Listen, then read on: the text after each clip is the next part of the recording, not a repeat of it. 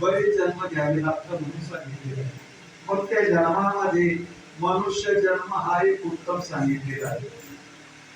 ही एक प्राप्ती होत नाही म्हणून सांगितले की 84 लाख योनीमध्ये हा नरदेव घेतो म्हणून सांगितलेलं आहे. आणि त्या 84 लाख योनीमध्ये फिरणारा देव कोटी कोटी आणि त्याचे जन्म सांगितलेले एक एक योनी कोटी कोटी फेरा मग लागे वारा या नरदेवाचा.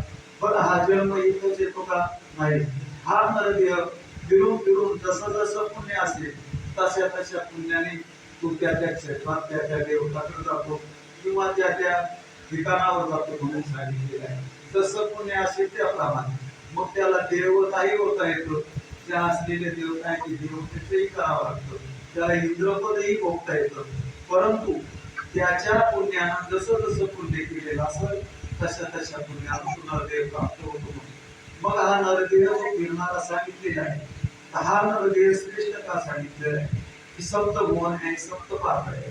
सप्तभुवनामध्ये भूलोक, नवलोक, मानलोक, जनलोक, आपलोक, तेजलोक आणि सत्यलोक असे सप्तभुवन सांगितलेले आहे.